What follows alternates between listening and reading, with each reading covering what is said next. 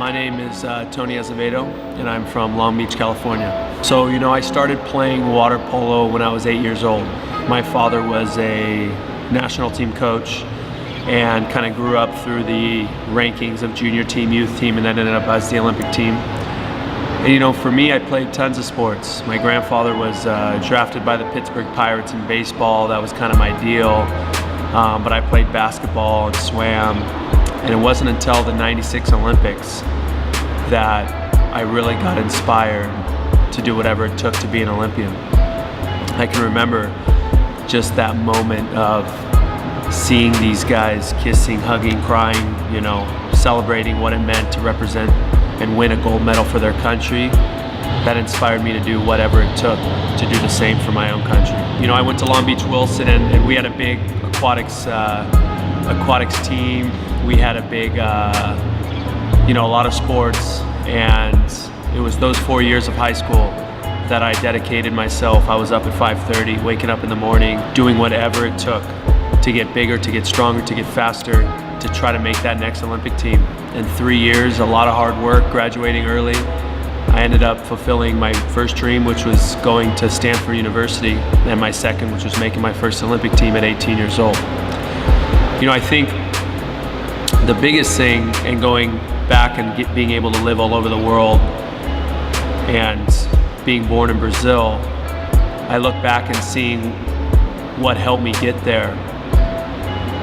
And I couldn't have gotten to where I was today without the people that were willing to sacrifice their own time and jobs to make me the best that I could be. And you don't see that often. You don't see that many places. I had guys waking up at 5 in the morning writing a 3-year program so I could get stronger.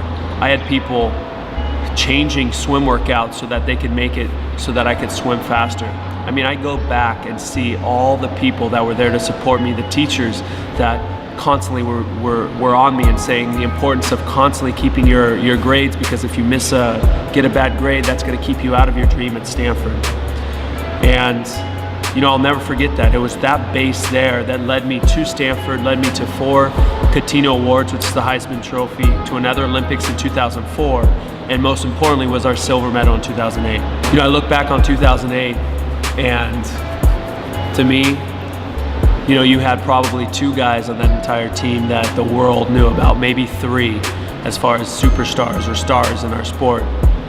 But to me, that Olympics exemplified what it was to be an American.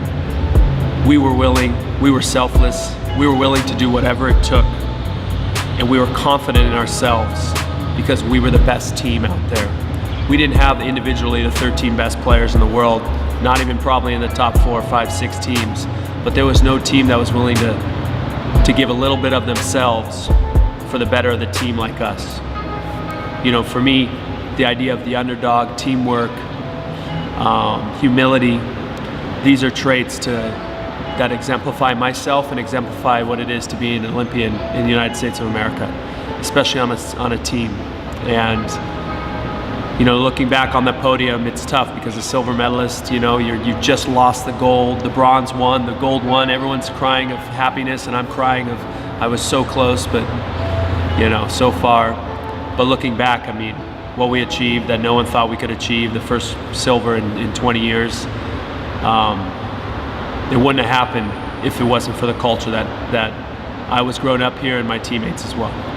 Looking back at my career and where it's taken me to countless countries around the world, probably most than most people have visited, multiple languages, multiple friends, I realized that this is the time to give back and to grow the sport in the United States and the world, and to give it the respect it deserves as one of the best sports in the world.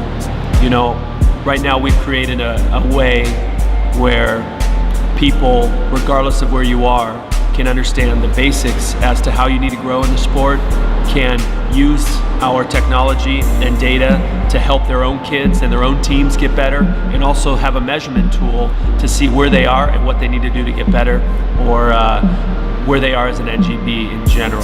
I think our sport's stuck in this very little continent up there in Europe, but there's so many places that have so much potential because water polo is a smart sport. These kids end up going to great colleges. It's a sport where it's about teamwork. You learn so much, and it's the hardest sport in the world. It is. Right now, what I'm really trying to do is give the sport the respect that it deserves, which is to me growing it worldwide and making it as big as it can be. My dreams are American made. Join the Uprising.